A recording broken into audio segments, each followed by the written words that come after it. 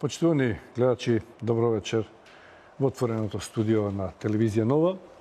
Ние и вечера, како и во изминатите емисии, ќе говориме за состојбите во погодените подрачја од поплавите и ми се чини дека така ќе тераме и во наредните денови, се додека горе-долу не се стабилизира ситуацијата меѓу местното население, меѓу имотите и се она што ги интересира и што значи враќање во нормален живот во овие населени места.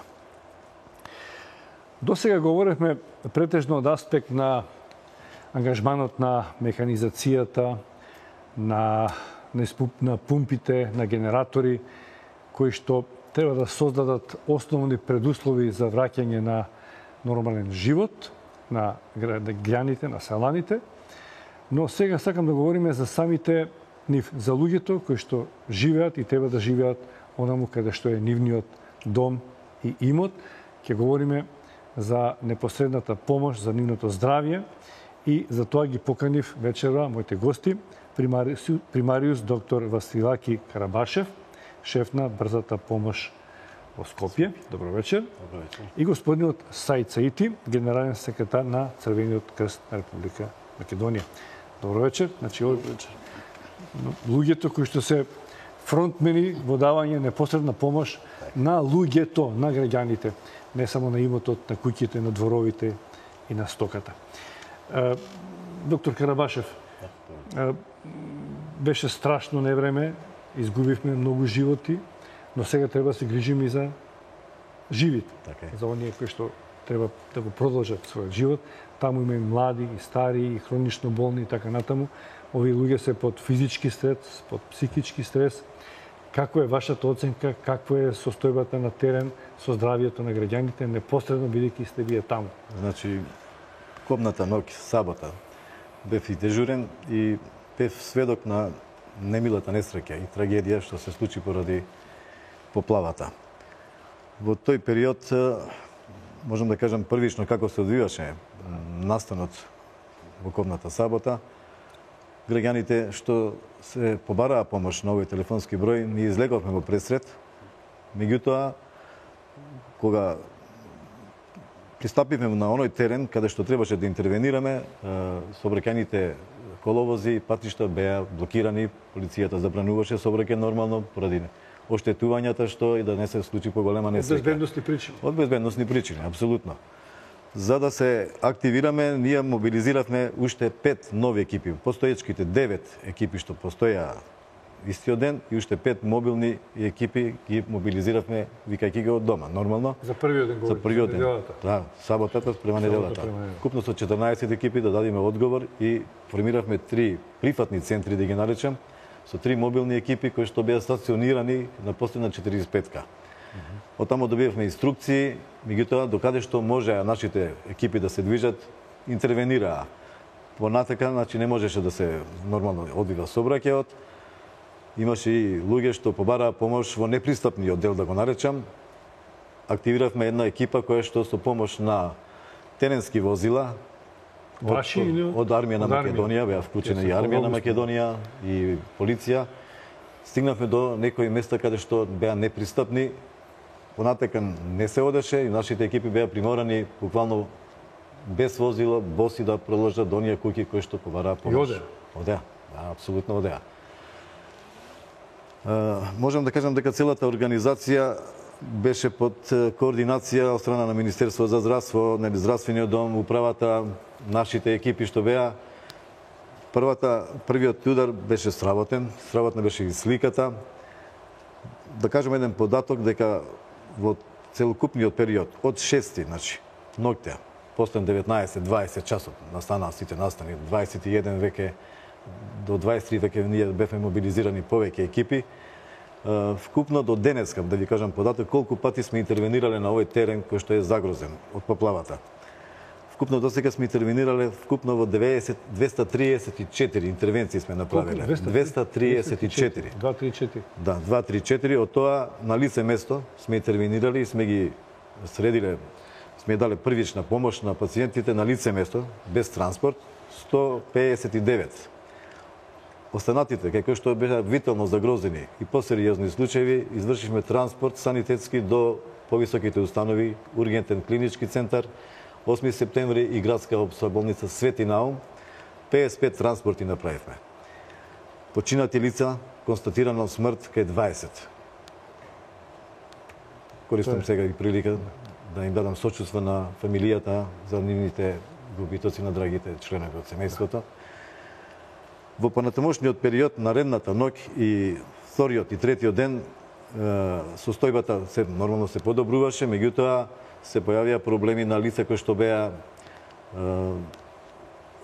стари, изнемоштени лица со хронични болни заболувања. За нив требаше да се формираат дополнителни активности и за таа цел формиравме мобилни и стационарни амбуланти. Се запреме тука, сакам да се концентрираме повеќе на овој сегмент, околу почнавте околу тешкотиите за организација.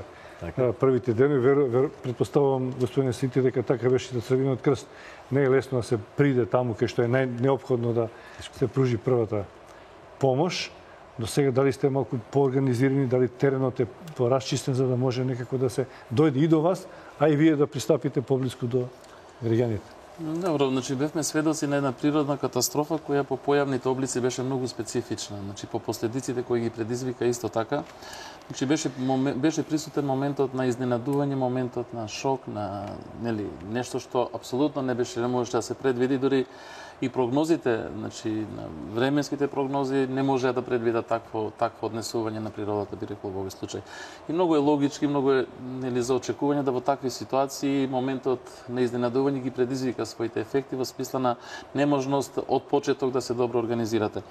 Исто така и ние, како што и брзата помош, некаде во 22 часот и 30 минути веќе бевме на последна 45-ка во Сингелич, асистиравме на нивната работа, помагавме при излекување на првите мртви тела од загрозеното подрачје и секако после тоа цела ноќ продолжиме со нашите активности кои беа се сведоа на организирање на прифат на излекување на луѓето кои беа погодени од несреќата, организирање на нивно превземање во студентскиот дом, носење на првична помош во смисла на кебиња, во смисла на храна, во смисла на хигиена и се останато што значи овозможување на времено престојувалиште за дел на населението на луѓето.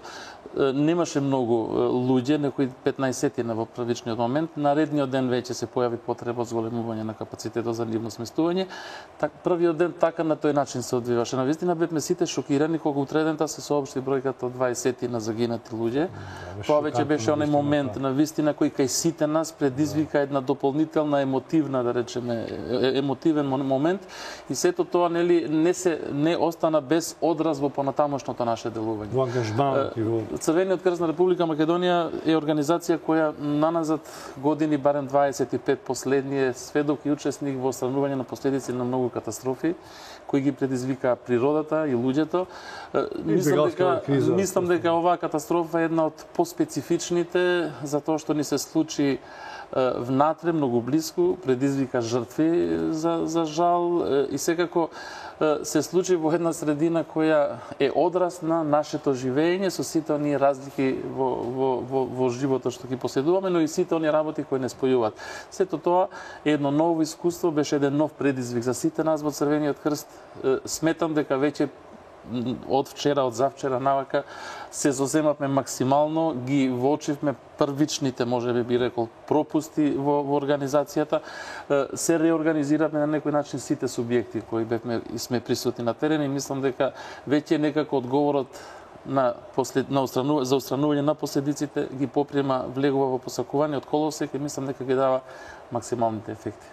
Добро, мислам дека ние информираме дека и се гледа дека не е можно една или две институции да решат еден вака сложен проблем. Мислам дека се она што е расположливо во државата, од институции, волонтери, граѓани, што може да помагаат, вклучувајќи и армијата и полицијата. Па предлагам да направиме и денеска еден кус пресек со прилогот на колегата Емил Десподов, кој што регистрираше како изгледа состојбата на терен. Екипата на телевизија Нова уште од рано утринава заедно со армијата на Република Македонија ја следи состојбата во поплавените подрачја. Припадниците на македонската војска од утро до мрак до половина во кал и ѓубре со лопати, рачни, колички и пумпи за вода се меѓу најпогодените од страшното невреме и се санираат штетите. Во центарот на селото Стајковци вчера е во функција и тактичко оперативен центар од каде се координираат активностите на службите кои се излезени на терен. Се собираат информации за сите расположливи ресурси и се праќаат онаму каде што се најпотребни. Телевизија Нова во обиколка на поплавените подрачја Смилковци, Стајковци, Сингелики и Инџиково. Сте дават својот максимум така да се трудат што побрзо да ги оспособат сите живеалишта за понатамошна употреба, односно за живење на жителите. Каде се распоредени екипите на армијата на Република Македонија заедно со полицијата и со доброволците кои што се пријавени? Армијата на Република Македонија има распоредено на сите места каде што се погодени од поплавите и согласно добиените насоки ние ги вршиме различните функции кои што тоа се бараат од нас. По тактичкиот координативен центар, односно командно место кое од денеска функционира во Стајковци, ние ги координираме сите работи кои се во однос на ангажирањето на припадниците на армијата на Република Македонија, онаму каде што ќе треба и онаму каде што ќе се увиде дека е најпотребно. Така да и тоа место ќе го посетиме, денеска сами ќе увидиме што тие денеска работат и на кои места ги ангажираат припадниците. Меѓу останатото денеска ние од страна на војната полиција почнуваме и во регулација на сообраќајот со цел полесно одвивање на останатите работи кои треба да бидат од страна на механизацијата и сите субјекти што се вклучени во расчистување на санирање на последиците. Скопскиот кризен регион е поделен во 4 реони, почнувајќи од Стајковци, вториот е на потегот Ченто Арачиново, третиот е селото Црешово и четвртиот е во Инџиково. Армијата на Република Македонија преку тактичкиот оперативен центар и воедно координативен центар врши собирање на сите расположливи ресурси, информации за сите расположливи ресурси кои што во моментот се на теренот. Планираме, организираме и реализираме заедничко дејствување помеѓу припадниците на армијата, Министерството за внатрешни работи и сите институции на општеството кои што имаат добиено задача да земат учество во санирањето на последиците од поплавата. Според информациите од координативниот центар во село Стајковци, каде се ангажирани преку 100 пумпи за вода, велат дека за 10 часа досега се испумпани околу 5000 кубни метри вода. Околу 50 машини и тешка механизација се ангажирани само за расчистување на нередот во селото Стајковци, а вкупно околу 200 парчиња машинерија се распоредени во 4 кризни подрачја во Скопско. Багери, товарни камиони и скипери неуморно работат на санирање на штетите за кои велат мештаните дека се огромни. Водата кога дојде ноќта, тука ние сите беме овдека на тараса качени горе и нема спас. Доле да се симнеме ќе не носи вода. Не можеме никаде, ништо не може да спасиме.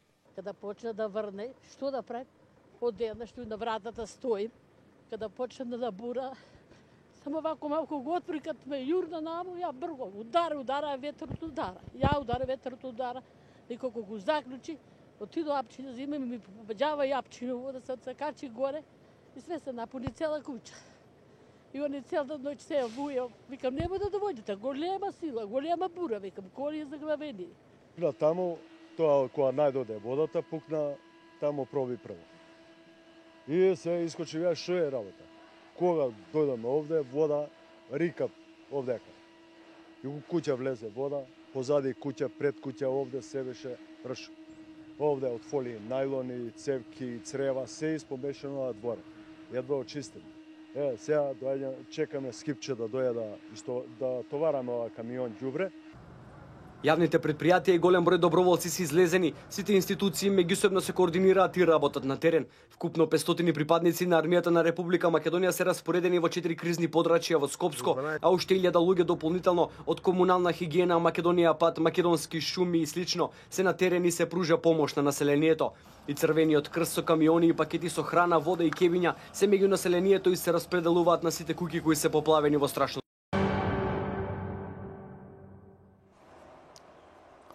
Еве повторно во отвореното студио на телевизија Нова разговараме со доктор Василаки Карабашев, шеф на брзата помош во Скопје, господин Саид Саити, генерален секретар на Црвениот крст на Република Македонија.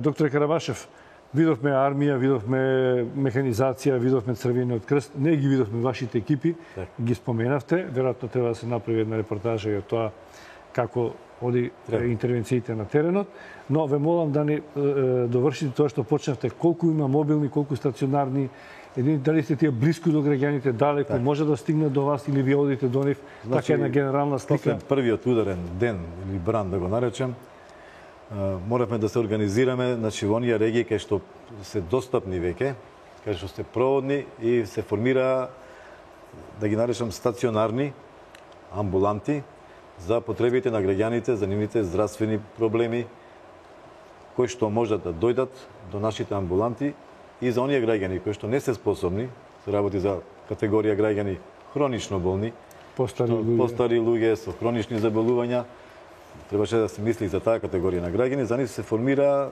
мобилни амбуланти, кои што ќе дежураат 24 часа и ќе бидат обскрбени од наша страна, од наша екипа, дел од примарна здравствена заштита, од ноќните служби и со асистенција сигурно ќе има помош и во носење на лекови до таквите граѓани кои што се со таква проблематика, со постара категорија луѓе што не се покретни, да се разнесуваат таблетарните терапии додека не се нормализира состојбата. Со Црвениот крст мислите, во работа, координација.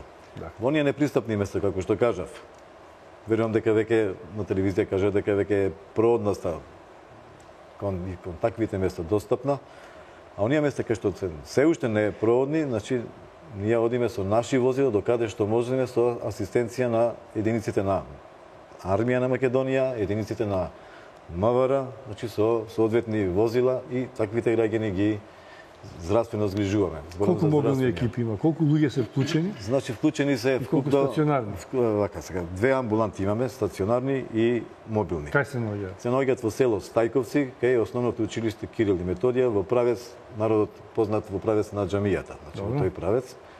Таму работат наши колеги, стационирани, што работат преку ден. Граѓаните знаат каде се наоѓаат, така? Знаат, информирани се. А за оние дел ноќе, значи после 20 часот, имаме мобилна екипа, 24 часи која што работи, која што оди на терен и во оние непристапни места, недостапни места, каде што има потреба. Истата таа амбуланта е лоцирана во Стајковци, значи знаат граѓаните се информирани, имаат со себе, значи, таблетарна терапија, ампуларна терапија и соодветно се реагираат. У каква состојба се граѓани? На што најмногу сега се жалат? Какви интервенции има? После оваа кризна состојба, дека срцеви инфаркт имало, не знам што. Како е реално? После првичниот ден нормално се реагира стресно. Велиме шокова состојба. Граѓаните реагираат со хипертензија, висок покачен крвен притисок, хипертензивни кризи се тоа.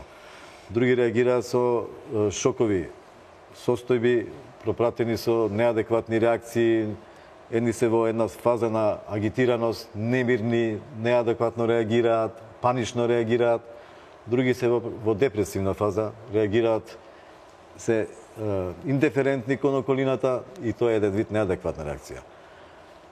Во такви моменти, значи во првичните делови ние се обидувавме да ги смириме таквите граѓани, да им дадеме потпора психолошка и после да делуваме здравствено каде што имаше потреба. Сигурно има дехидрирани во слабната. Апсолутно. Најдени се луѓе што се дехидрирани, значи во една состојба каде се исцрпени, не можат ни самите себе прво да си помогнат, а потоа да помагаат на околината. Се трудевме што е максимално можно, значи екипите да бидат достапни до сите граѓани кои што побараа помош и каде што можевме да дојдеме, се разбира, заради теренот. Тоа се работи за голем терен, колку 50.000 луѓе, 5.000 мислам дека тоа население има 20.000 жители од прилика. Колку? Така, тука негде. До 20. До 20.000 жители. Значи огромен терен со популација што не е мала бројка да се здравствено и на друг начин згрижи. Господин Саити, соработувате, претпоставам, со брзата помош, со другите институции. Како сега, која е најнеобходната помош што им ја давате? Имате ли доволно вода, храна, кебиња, со што најмногу, што бараат граѓаните, а што вие имате? Дали е кореспондира тоа што им треба нив со она што вие им го нудите како помош?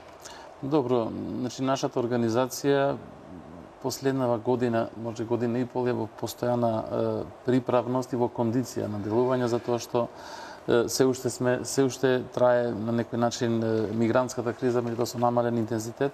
Минатата година беше присутна со својот максимум и аналогно на тоа, значи бевме и доста опремени и подготвени во тој дел, значи поседуваме одредени залихи добри кои гарантираат, значи нас ни гарантираат како организација ефикасност во делувањето. Значи бевме доста снабдени со големи залихи на кебиња, на храна, на облека, обувки, се што оваа криза побара. Така да тоа беше една олеснителна околност, може би, во целата ситуација. Исто така бевме доста опремени и екипирани со тимови, тие се уште се присутни, тие се активни како такви тимовите наши, тоа се на терен во двата центри и Гевгелија и Табановци. Сето тоа беше повторно еден плюс нели за нас, за да можеме многу брзо да се ставиме во функција. Како и секоја природна катастрофа, така и ова има свој појавни облици, има своји приоритети во делот на отстранувањето на последиците. Секако првичниот приоритет е спасувањето на човечките животи, излекувањето, нивно сместување и така натака. Следи фазата кога нели тие треба нели за еден момент да се задоволат со минимум она што значи потреби преку хуманитарната активност, минимум потреби, минимални потреби за живот. Сето тоа значи треба и бара значи одредена помош во храна, одредена помош во хигиена, во кебиња, во обувки, така натака. Тоа го имавме, го поседувавме и излеговме веднаш во пресрет на тоа. Наредните денови, односно како што кризата одминува, доаѓаат следните приоритети. Тоа се, да речеме, разни категории на население, на луѓе кои имаат собствени потреби. Во еден момент нашето работење, нашите активности се пресликуваат и во тоа подрачје за тоа што беше спомнати, значи како што пред кризата живееле стари лица и сега живеат, и тие имаат своји потреби, имаат потреба од помош, подршка, има одредени целни групи, има лица со посебни потреби. Сето тоа налага одредени активности кои не сите ги гледаат, не сите ги забележуваат. Меѓутоа, некој што постојано и перманентно ја работи таа работа, ги има во предвид и таа предност на организациите кои се повикани да го прават тоа. Знаете, во вакви ситуации кога се случуваат, имате неколку денови, првични и први, кога јавноста е максимално присутна, кога луѓето сите стануваат хуманитарци, кога сите собираат помош и така натака. Тоа трае многу кратко. Доаѓа оној период кога остануваат со луѓето да работат тие што таа работа им е професија и тоа го работа стално. Веројатно и така и сега тоа ќе се случи. Сигурно оваа недела, крајот на неделата, нели се приближува и дај Боже и се очекуваме да нема веќе такви речеме дождови ако што се најавуваат некои врнежи. Меѓутоа веќе следната недела треба значи сите тие што сме повикани да го правиме ова, значи да се реорганизираме, да се организираме и да продолжиме да работиме со населението и да соработуваме се со цел создавање на оптимални услови за враќање во нормалниот тек на живење. Тоа секако значи е знаење, умење, можност, потреба од добра организација и се разбира отвореност за соработка. Добре организациите да соработуваат, да се надоместуваат, секој во својот дел на своето работење да си ја превземе улогата на водење, секоја во својот дел на делување да си го даде потребниот максимум, без да се натегаме и се надмудруваме кој колку прави и како прави. Значи единствената и крајната цел ние да им помогнеме на луѓето. Знам на што мислите, веројатно ова е реакција на... Така да сите треба да се сложиме, да се обединиме и да се соединиме и да се ставиме во една заедничка акција и функција за предизвикување на сите оние позитивни ефекти во работењето. Веројатно се соочувате со критики за белешки од други организации, од граѓани. Ова што сега говоревте е претпоставам дел од тоа. Нема да го одминам и тоа прашање, но сакав конкретно да прашам што на теренот им треба на граѓаните, што вие како Црвен крст најмногу им нудите, бидејќи велат има вода, нема вода, жедни сме, гладни, има ли доволно облека, слушам изјави од граѓани, никој не посетил една мајца цело време на мене, нема кој да ми даде. Значи, дали е така и што вие и какви се донациите од каде што добивате генерално опрема што ја нудите? Повторно ќе кажам, значи таква е ситуацијата каде што имаме... Конкретно ме интересира што им треба на граѓаните. Значи, тоа што им треба на луѓето, тоа е храната пред се, тоа е водата, без што не се може, тоа се облеката, тоа се... Доскоро беше забрането се пие водата, сега може Секако, значи веќе од денеска се пие питка водата и пуштена е водата, значи ние ги задоволиме веднаш потребите од вода за пиење. Ние сега во моментот имаме 10 до 15 шлепери со вода во нашите магазини. Значи ние перманентно вршиме дотур во соработка со армијата. Ни еден момент не остана да речеме луѓето. Што недостига постига? Што би апелирале, што повеќе да има? Значи, повторно, прашање на дефиниција и прашање на однос. Значи, хуманитарната помош подразбира помош и поддршка на најзагрозеното население. Ако вие тргнете и во една ваква ситуација се обидете, без разлика кому треба или не треба, и да ги снабдите сите со одредени работи, онда многу е логички и јасно дека нема да постигнете 20.000 и 25.000 население во исто време да ги снабдите со се. И сега на некому му треба помош, некому не му треба. На тој што му треба не реагира, на тој што не му треба реагира. Значи обично на терен. Така да, што сакам да кажам, јас не велам дека ние направивме максимално се добро, али направивме најдобро што можевме. Имаше овие денови тоа што вие рековте дека нема да го одминеме прашањето на селективен пристап, на не знам што. Значи, јас и денеска реков во една прилика, во еден разговор, ако се смета како пропуст и селективен пристап неможноста да се биде во исто време на две исти места, онда сме биле селективни. Значи, сме морале некаде прво да одиме, некаде редоследно втори, затоа што направена е проценка. Проценката зборува или редоследно зборува дека тие што се најзагрозени, тие што најмногу страдат, тие прво треба да се посетуваат. Така да и покрај тоа што имаше реакции, покрај тоа што се уште луѓето различно мислат, мислам дека нашата организација и понатака си работи својата работа и понатака си остварува својата улога на помагател на властите, затоа што нашата улога е помагателска. Ние не можеме да бидеме носители на одговорноста за состојбите на терен, затоа што од нас тоа никој не го бара, нити па нашата поставеност тоа го налага. Едноставно, ние треба да бидеме максимално подготвени за да бидеме добар партнер на властите. Мислам дека тоа го правиме и мислам дека тоа добро го остваруваме. На почетокот реков дека најтешко е да се делува хуманитарно во сопствената земја.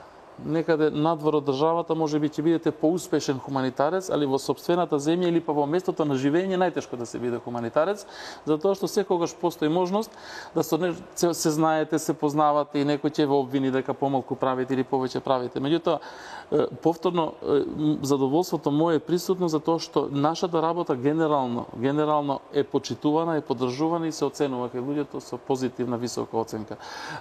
Уште една да се вратам на почетокот, тоа што ме прашавте, значи мислам дека во оваа фаза ги задоволивме потребите на луѓето, тоа што го нарековме, нели, јадење, исхрана, пиење, хигиена и така натака.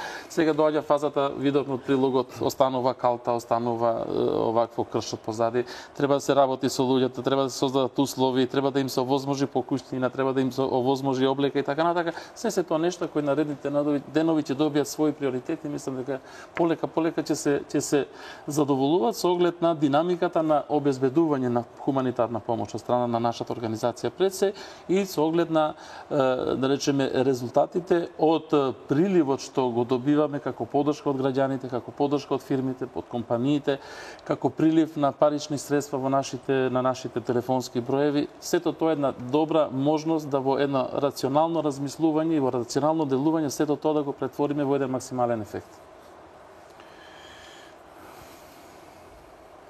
Добро. Овој последниот дел малку раздрав, имаше многу политика во одговорот. Очекував конкретни елементи што ќе соопштите што на граѓаните им треба, што им нудите и дали има доволно или не. Се надам дека во текот не можеме да се навратиме повторно на тоа, да. Се навратите, бидејќи мислам дека многу емотивно говорите заради некој притисок што го чувствувате, но и тоа е дел од вашата работа. Докторе, говори се дека соработувате со Црвениот крст, веројатно со сите други институции. Брзата помош по дефолт действува онам кое што е во моментот неопходно и потребно. Имало стрес, имало дехидрирани, срцев удар, травматизирани. Но има и хронично болни луѓе на кои што им требала медицинска помош и пред да се случи оваа криза. Како со тие луѓе се справувате со такви? Ќе повторам уште еднаш, првиот удар помина, ги речеве оние витално загрозени граѓани што беа травматизирани било физички, со телесни повреди, психолошките проблеми. Значи, сега доаѓа она втора фаза каде што хронично болните граѓани со хроничните заболувања треба да се обскрбат со лекови. За нив се формирани, реков, во истиот регион, во Стајковци, кај основното училиште Кирил и Методи, формирани се амбуланти, каде што нашите лекари со координација на другите институции, сигурно тука е и Црвениот крст вклучен, ќе делат таблетарна терапија или ќе делуваме со екипите каде што треба интервентно да се делува, што е поургентна состојбата, каде што граѓаниот веќе дошол во некоја состојба каде што е витално загрозен, значи ќе делуваме во два правца. Хронично болните ќе ги обскрбуваме со таблетарна терапија за неколку дена и интервентно ќе делуваме кај оние кај што е витално загрозен животот или нивната здравствена состојба се влошила. Граѓаните ќе доаѓаат во овие пунктови оние што можат, ако имаат фамилија. Оние кои што не можат, значи ќе идат наши екипи и ќе биде тоа организирано адекватно.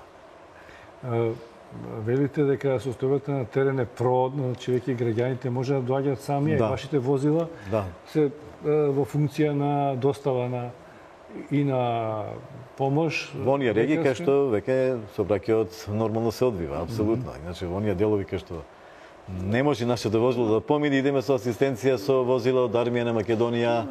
Има потешки. Има уште проводни улиците, имаат се уште доста, значи невозможно е ефикасно делување затоа што има многу возила по улиците, има многу раздвиженост.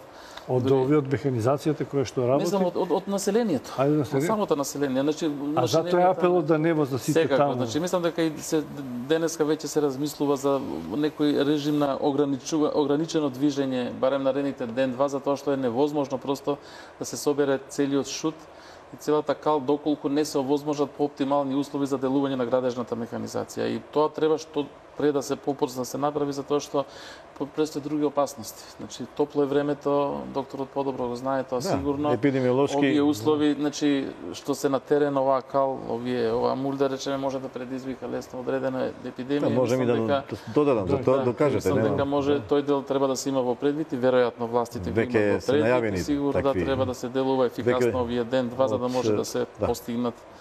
Од инфективна клиника веќе се јавија и дека веќе формирани се екипи, да ги наречам, кои што заедно на терен и во нашите амбуланти ќе делуваат здравствено, значи едукативно, за оние последици што ќе се јават во овој втор период, а се очекува нормално кога има вакви поплави, да се очекува епидемиолошки цревни зарадни заболувања, каде што има популација на едно место повеќе луѓе, нормално се јавуваат и кожни заболувања. Може да се појави и се очекува сигурно поради намалена хигиена, намалени средства хигиенски, да се јави шугавост, може да се јави други кожни заболувања, значи скабиесот, го реков, вошливост може да се јави исто. Инфективната клиника ќе соработува со нашите екипи, значи на терен, ќе да делуваат едукативно преку нашите амбуланти, кај оние случаи ако се појават вакви состојби епидемиолошки. Тоа ќе се носат на клиника, веројатно. Најверојатно дијагностика ќе се направи, ако има популација каде што веќе е поголем размерот, адекватно ќе се реагира. Апсолутно.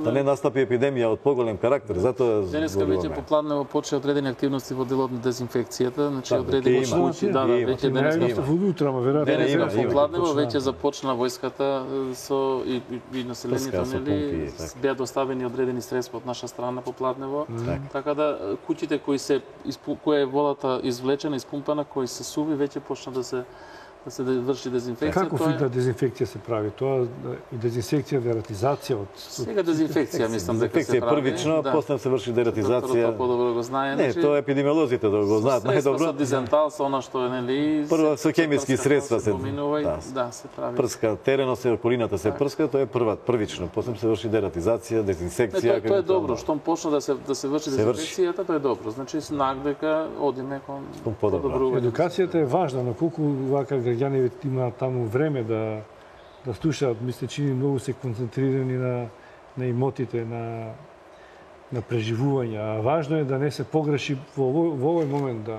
знаат што треба да прават. Првично, нели, беше забрана за пиење на вода. Граѓаните во Забона, Грото, повеќето веќе ја користеа таа вода епидемиолошки која е загадена. Загадена, така. Цревни заболувања, дали ќе се јават, се пие, кажа дека се пие. Веќе може некој се напире од од превентивен карактер се уште флашираната е најбезбедна вода за користење.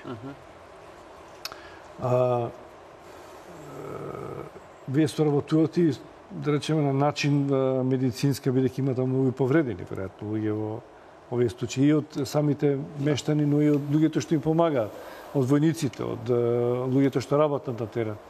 Има ли многу работи и како успевате да санират? Па има, значи еве јас од тоа што денеска ми остана во памтење со Вајле ги гледав резултатите од досегашната работа, имаше некои 40 на наши интервенции, на наши тимови. Нашите тимови се тимови составени од лекар и волонтери кои се до ниво на парамедици, да речеме, со нивното образование и знаење за медицината, меѓутоа солидни тимови кои може да бидат добра испомош на здравствениот систем и тие обично ги посетуваат во домашни услови, значи има такви кои има одредени рани, одредени повреди, па и повреди кои се случуваат во текот на работење, така да тука сме од голема корист на здравствениот систем за да они не се трошат толку или па да може да се посветат на поургентните, поакутните случаи, така да таа помош е добре дојдена, се надевам кај нив. Така да тоа го правиме и денови, и денеска го правевме, поготово кај тие места некои што се понепристапни.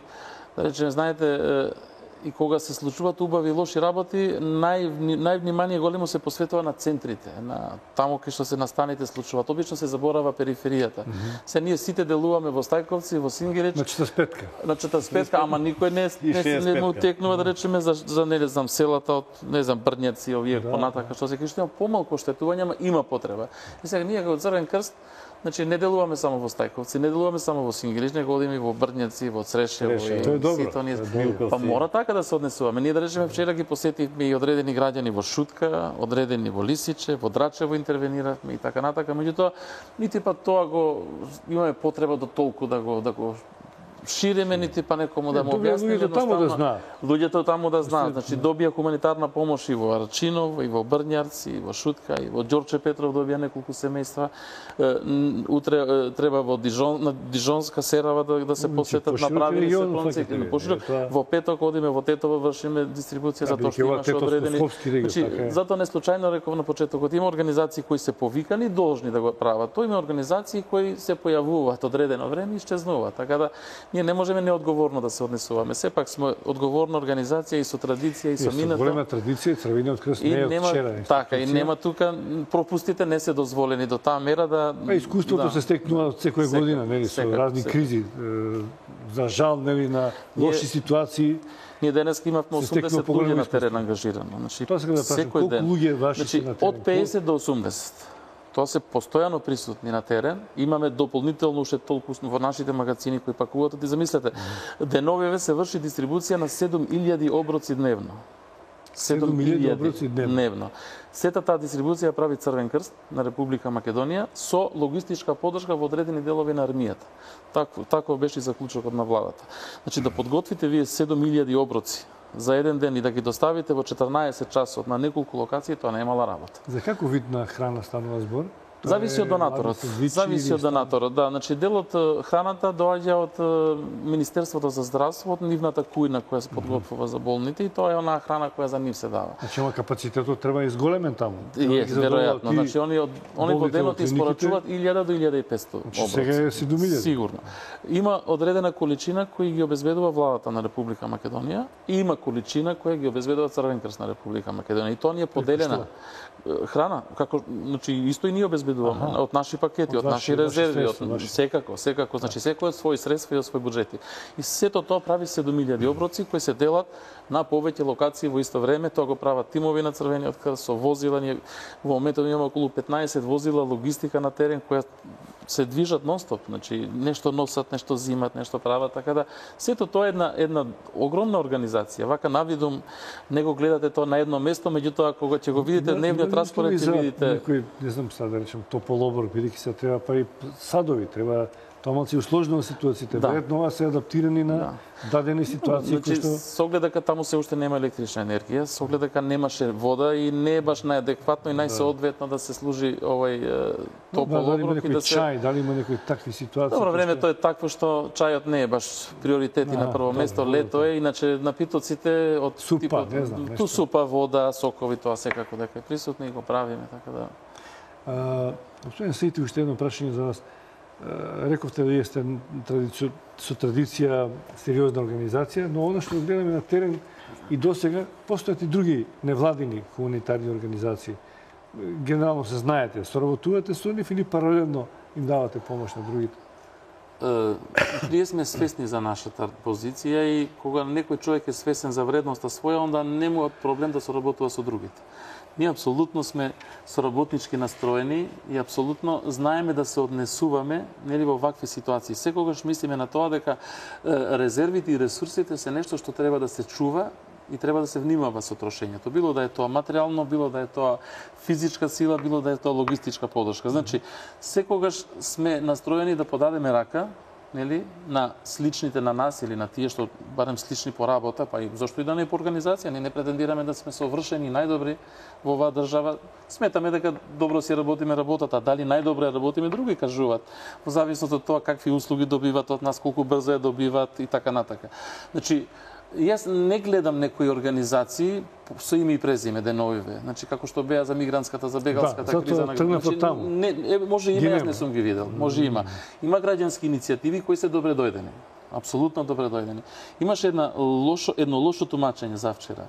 Значи во обид да ние како повикани организации со обврски да работиме на оваа тема, се обидовме да се реорганизираме затоа што почувствуваме одредени слабости во нашето работење. Тоа, како резултат, вроди овластување на Црвениот крст да ја координира хуманитарната помош која доаѓа од странство, да ја координира хуманитарната помош која доаѓа од внатре и да ги абсорбира сите иницијативи кои сакат да гравитират кон Црвениот крст. Ама никако не беше намерата и не е и немало никогаш намера да им се забрани на сите останати да се занимава со одредени активности кои крајна цел имат обезбедување на хуманитарна помош. Тоа беше многу лошо тумачено вчера и завчера и се доби и имаше иницијативи на граѓани да не чекаат на Црвениот крст, туку доаѓаат на терен да апсолутно никогаш немавме намера никому да забраниме. Тоа беше многу погрешно толкувано и многу би рекол со некоја лоша намера. Значи, ние не забранивме никого, нити можеме да забраниме. Па зошто би забраниле некому да работи? Ние рековме дека ние сакаме вака да работиме.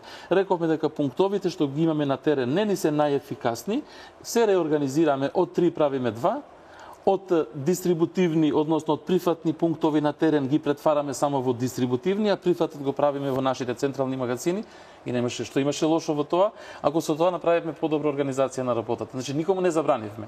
А тумачењето и толкувањето беше Црвениот крст, владата ги затвори и им забрани на другите организации. Значи владата што прави, јас не знам, ама не забрани, а ние па нити имаме ингеренции, нити можеме некому да забраниме. Така да тој беше еден лош момент кој мислам дека се надмина веќе денес. И оној дел колку што може да слушам од граѓаните, значи јас не сум бил на терен да видам како тоа функционира, но тоа е појава што ми се чини секогаш се случува секаде во свет на почеток кога сакате веднаш да помогнете со делење на храна од камиони, од мобилни центри, доаѓаат, се собираат населението околу тој центар и сега вие давате, ама некој зима 2, некој 3, некој не стигнува да земе ништо од оно што му е неопходно.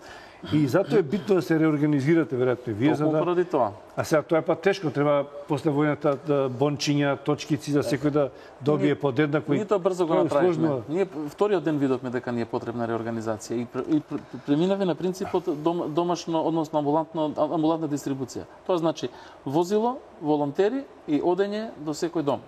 Оставање помош на секого, нели, за да биде токму застапен, односно запазен принципот на рамноправност и добивање на помош од сите. И тоа веќе го постигнавме.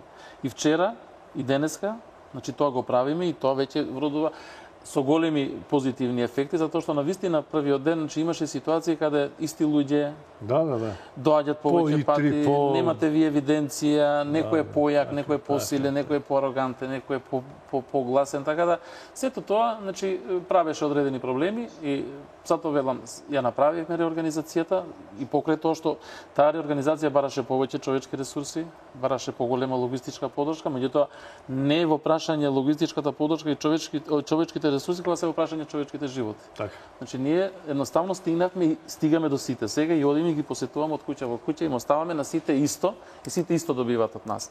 Се знаете има одредени други обвинувања да речеме за селективност од типот па тие добија ние не добивме, па се јас не знам граѓанските иницијативи каде ја делат помошта, ние не одиме по нив. Тие се зимат, си одат со возила, си ја дават некаде се може. Тоа не можеме ние да одговараме за постапките на секого во држава. Одиме со еден блок на прекидна реклами, потоа продолжуваме со нашите гости да говориме за помошта од Црвениот крст, брзата помош.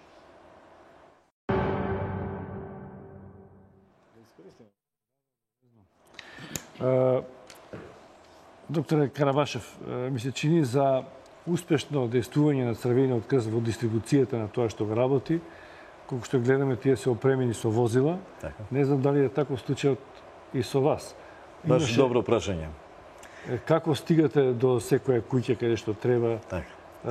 Предпоставам дека на почеток воопшто не беше можно со оние стандардни возила што ги имате. Не можеме ни да стигнеме до определени. А сега како е? Имате возила и вака сега.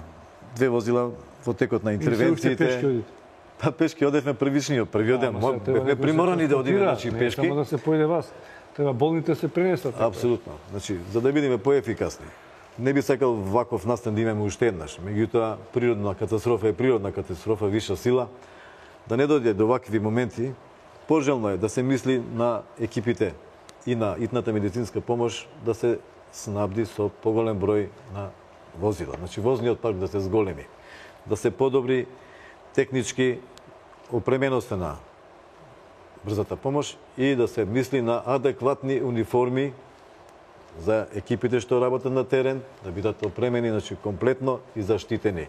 Значи, ни фалат овие три работи најбитни. Говорите за возила, опрема, говорите за специализирана за ваков терен или генерално она што стално го добивате како донации, комбиња и белманти или не знам? Да, добиваме. Меѓутоа, апсолутно е дека ќе ни треба поголем број на возила, теренски возила да ги кажеме, и адекватни возила што ќе бидат за непристапни терени.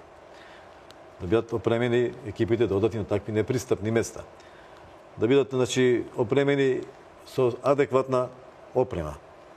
Збориме санитетска и адекватни униформи, облека за на терен. Значи да не одиме само со бел мантел на терен, да не одиме само со кондори или со патики, да имаме адекватни, без да се размислува на финансискиот дел, бидејќи стварно ни се потребни овие елементи. Сега со кој капацитет, со кој возила го правите тоа? Со стандардно што го користи итната медицинска помош во Скопје? Во Скопје моментално, значи беа во тој период 14 екипи со 14 возила постоечки. Што излеговме на терен во првиот ден. Они што си ги поседувате? Да, за редовна работа. Дали беа повлечени од делови од градот и како ги совладувавте проблемите со регуларната посета на граѓаните? Вака, ние работиме со 9 екипи. Според овој капацитет на работа, работиме со 9 екипи, со 9 возила. 9 екипи.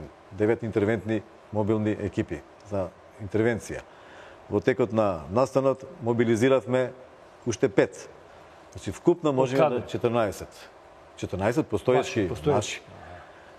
Према ситуацијата видовме дека ќе одговориме на првиот удар, бидејќи нашите екипи беа мобилизирани на последна 45-ка, со соработка ваша, рековме со Армија на Македонија, со полиција и со другите институции и екипи што беа вклучени, интервениравме каде има потреба. Значи, можеме да дадиме првичен одговор и адекватен, и мислам дека го дадевме адекватниот одговор, помогнавме во првиот удар.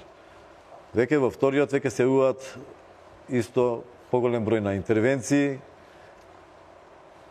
со помал број екипи работиме со 2, значи со 12 екипи, може да се стигне со 9.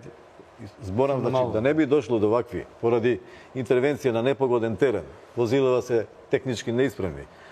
Дефект ќе настапи, имавме прекидна инсталација, заглавено возило кон Нарачиново, ни заглави во вода. Кон Стајковци исто имавме паднато во шахта возило во дупка во патот што беше механички, нормално од свлечиштето што беше. Да не би дошло до вакви ситуации. Да не дојде ваква ситуација повторно, не дај Боже, нормално. Треба да се мисли на поголем број на возила, технички да биде... Беше ли помош нешто од странство? Добивте некој или да речеме да се повлечат некои возила од Републиката, да ви пратат некои други општини?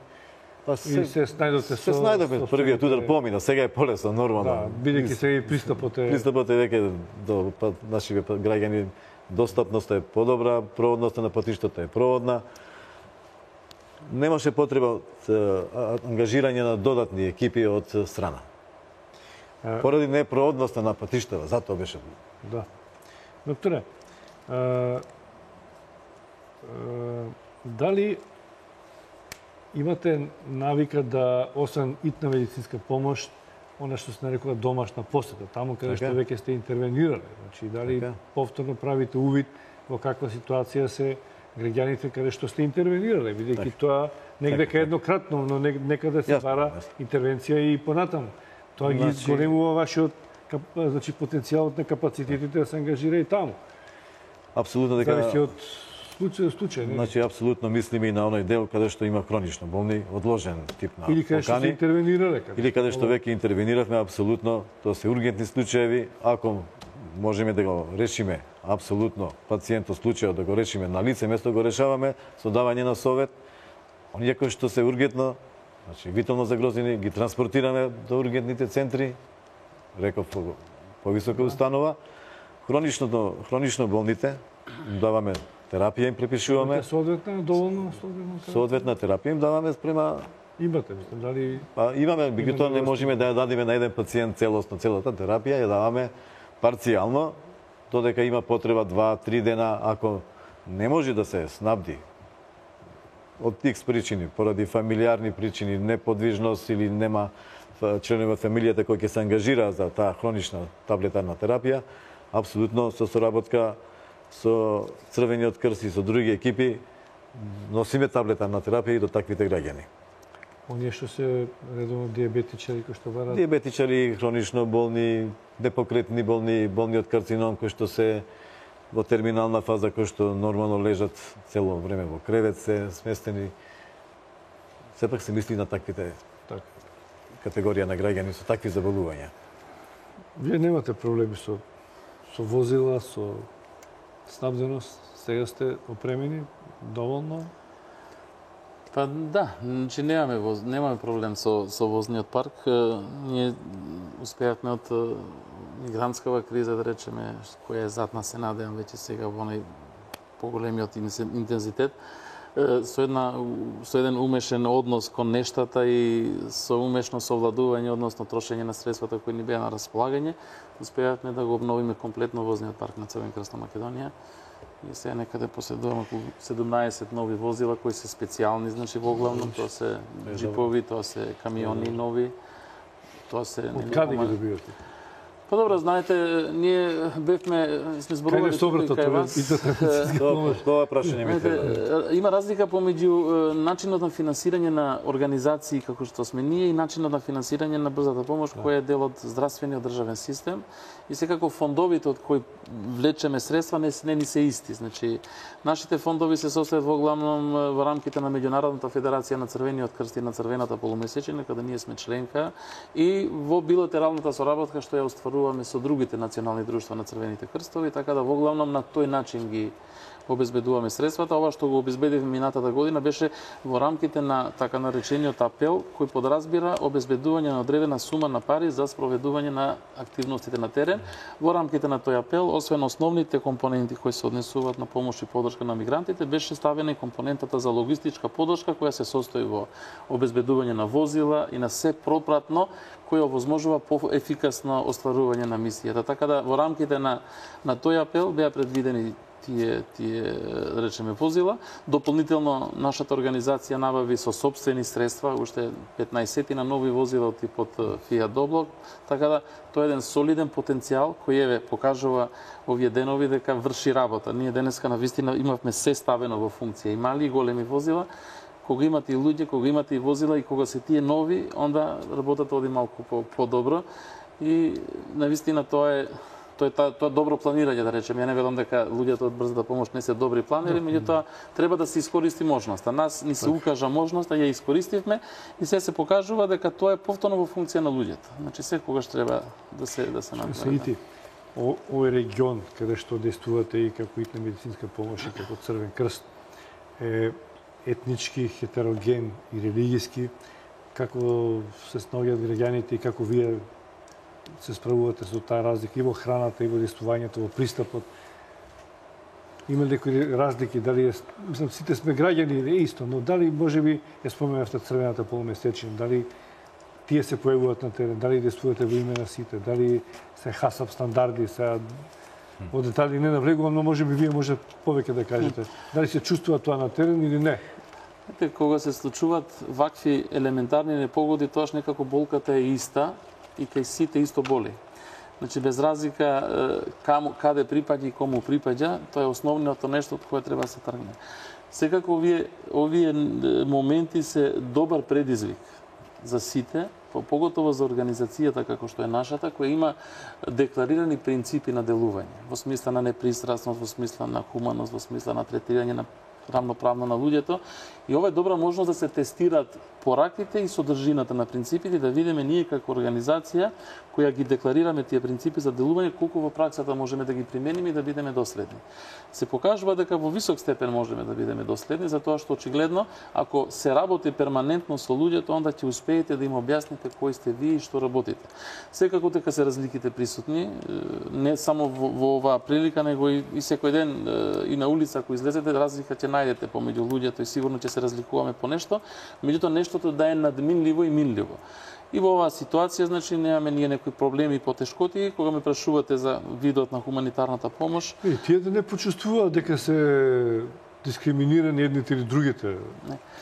Значи, не за тоа што пристапот и односот наш не е таков. Значи, ќе се почувствува некој дискриминиран ако му приоѓате дискриминирачки, ако приоѓате нели со честна, со отворена намера и со намера да помогнете, онда и ако има некоја лоша намера, ќе потклекне. Или ако не му пристапувате. И ако не му пристапувате. Така да навистина има одредени ситници кои не прават проблем во делувањето, луѓето се различни. Некој доживеал травма, некој преминал во некој агресивно однесување од последиците, некој смета дека сите му се виновни, не знам што, ама тоа се работи кои во рамките на она што тимовите наши го поседуваат како психолошка подршка и психолошка припременост, успева да го совладуваат. Иначе, во однос на храната, и да има одредена храна, да речеме, која некому не ја консумира, или че ние не му ја нудиме. Факти, знаеме да ја направиме таа разлика, односно, тоа обично се случува во ситуации кога собираме хуманитарна помош, значи тоа внимаваме пакетите што ги правиме и така натака,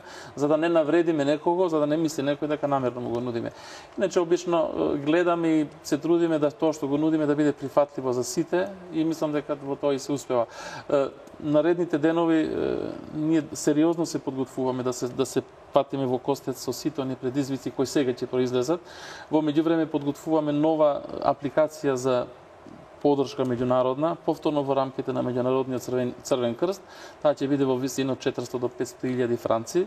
Тоа ќе биде доволна гаранција да можеме наредните 30 дена да обезбедиме подршка на фамилиите во смисла на исхрана, во смисла на хигиена и се друго што е потребштина, за да можеме во тој процес на рехабилитација и враќање назад, заеднички со нив, да го тој процес поминеме што е можно полесно. Значи, аплицираме и во други фондови, нам ни се стави помош и подршка ни се даде од сите соседни земји, зборувам за црвените крстови, не зборувам за државите веројатно на ниво на влади тоа го прават, меѓутоа и нам ни се понуди и од Црвен крст на Албанија, и од Црвен крст на Бугарија, на Србија, на Босна и Херцеговина, на Словенија, на Хрватска, сите тие ни излегува во пресвет, дури и Австрија, така да сето тоа ќе се има во предвид и како помош и подршка, значи ќе се распредели на начин што приоритетно ќе ги задоволи потребите на сите тие што ќе ги искажат и ќе ги имат во фазата на враќањето назад во домовите. Доктор Изава, стично прашање, бидејќи околу составот на екипите, колку се разбираат. Помошта е универзална, меѓутоа, знаете, има наследени некаде што не разбира што му говорите, треба да му објасните каква терапија треба да прима. Борите за етничкиот состав на населението. Ја мислам дека, да, и во наша организација имаме колеги што се албанци, македонци и од друг националност. За еден човек, за еден. Мислам дека ова несреќа само ги зближи граѓаните и локално каде што беше несреќата, плавениот регион и екипите што се од етничко потекло различно. Дури некогаш се наоѓа и помош каде што не може да се разбереме на јазик, тоа е позитивно. Мислам дека немавме некој сериозен проблем на тој план, дури несреќата повеќе ги зближи граѓаните, само помош си дава без разлика на потеклото на вера, нација и така натака. Мислам дека немаше проблем. Овие период на одмори не се одрази, значи се одзваа сите кои што беа повикани лекари да работат, бидејќи навистина ги изненади сите. Мислам дека во такви случаи професионално треба да се однесува секој да излези без да биде повикан или да излези хуманитарно. Да. Одиме со уште еден блок реклами, а потоа би ве замолил за последни некои пораки што не очекува до наредниот период да завршиме со оваа емисија.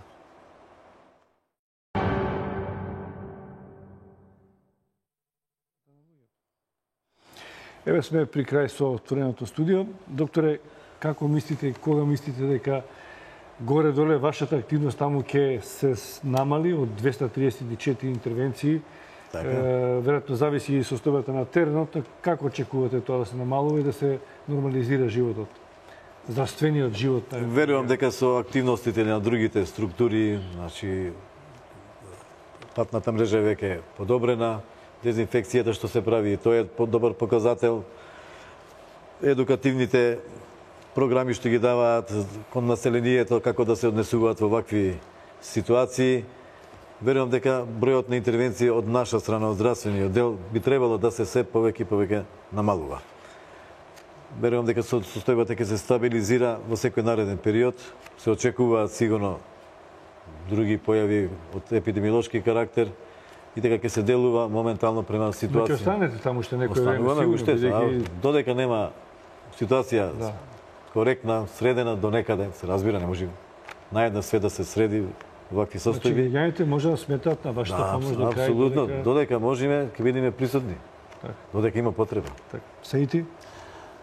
Па добро, сигурно и ние ќе останеме, можеби нашето останување ќе биде малку подолго, затоа што нашите проекти, односно програми кои ќе бидат обезбедени во наредниот период ќе имат подолг рок на траење или на спроведување.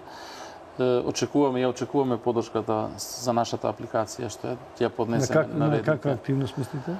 Па добро, мислиме на активности кои... Ние не знаеме се вие што работите, затоа инсистирам да бидете попрецизни. Работиме доста, значи доста работи. На што ќе се однесува? Рековме дека ние повторно како што им помогнавме да се извлекуваат од таму заеднички, сега треба да им помогнеме да се враќаат назад. Тоа значи дека повторно треба во оној период додека ги опремат домовите да се им се даде поддршка, значи во исхрана, повторно да им се даде поддршка во средства за хигиена, во лекарства, во обезбедување на помагала за лицата, за луѓето кои претходно ги поседувале, ги имале, сега веќе ги нема затоа што нели не времето ги однема. Важно да кажете. Не ми е важно. Секако, значи работа со целни групи, со лица со посебни потреби, значи обезбедување на услови за нив, веројатно во Натри имало, да речеме, можеби градинки, можеби домови, можеби центри за престој дневни, така натака.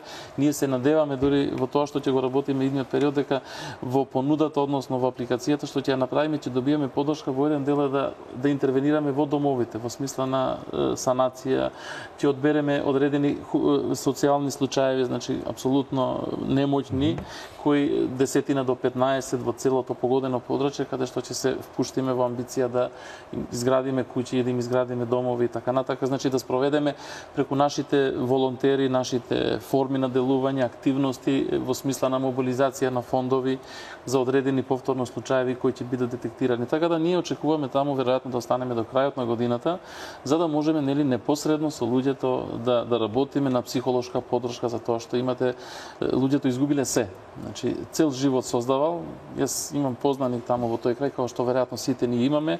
Он сега нема куќа, нема кола, нема ништо. Се наоѓа на 45 годишна возраст. И знаете, тоа е многу тешко кога ќе се свртете назад и кога ќе погледнете дека веќе немате ништо зад вас. Значи тогаш и добриот збор е поддршка, и добрата мисла и подадената рака е хуманитарна помош. Така да тие форми ги негуваме ние во Црвениот крст. Добро рековте дека можеби понекогаш не се знае што се работи, меѓутоа работиме на вистина од она класична хуманитарна помош до оние пософистицирани форми на хуманитарна помош. Така да сметаме дека ќе бидеме од корист на луѓето и се надеваме дека ќе бидеме и ќе ни значи да бидеме од корист на нив, затоа што само тогаш ќе се почувствуваме исполнети и ќе се почувствуваме како вработени, како волонтери во Црвениот крст, дека сме ги постигнали одредени вредности кои значат хуманост, пресе кои значат етика, морал и така натака. Рековте дека ова што сега се подготвува дезинфекцијата е важна да се случи и очекувате се тргнат возилата за да може да се изврши тоа? Значи, споменавте некои големи бројки на уништени возила. Би било добро да на крај ги споменете. Значи, јас сум дел од... Бидејќи сте таму на терен. Секако, да. И сум на терен и сум учествувам во оние така наречени координативни тела, кризни тела во државата, каде што сите како субјекти нели даваме придонес одреден. Размислувавме денеска за да постигнеме максимален ефект во расчистување на шутот на остатокот на по улиците и дворовите на куќите, дури да може во текот на утрешниот и задутрешниот ден да се намали движењето на возилата, да се апелира, да се работи со луѓето, да им се објасни дека е тоа преку потребно, се со цел за да можеме нели да ги постигнеме потребните ефекти во тој дел. Знаете, оваа работа е добро, значи добро не добро, него добро е ако ние како субјекти кога ќе ги завршиме одредени работи и активности на терен, да седнеме и да направиме добра анализа на сработеното, добра анализа на сите оние позитивни работи што сме ги направиле, меѓутоа добра анализа и на негативните аспекти, се со цел подобра подготовка за некоја идна криза. Не мора тука да се случи, меѓутоа очигледно природата ненајавено опоменува. Нас не се случи минатата година 3 август Тетово, не се случи оваа година 6 август повторно нели овој дел на Скопје. Мораме како систем и како држава да размислиме малку повеќе и на тие теми. Значи, има некои работи кои во фаза на превенција и во фаза на подготовка за превенција чинат многу поевтино него ли фазата на отстранување на последиците. Јас не знам колку ќе бидат штетите, се зборува од 50 до 100 милиони евра. Значи, сигурно 5% од тие пари вложени во превенција значи ќе значат многу, а сега 50 до 100 милиони евра се многу пари да се трошат во фазата на рехабилитација.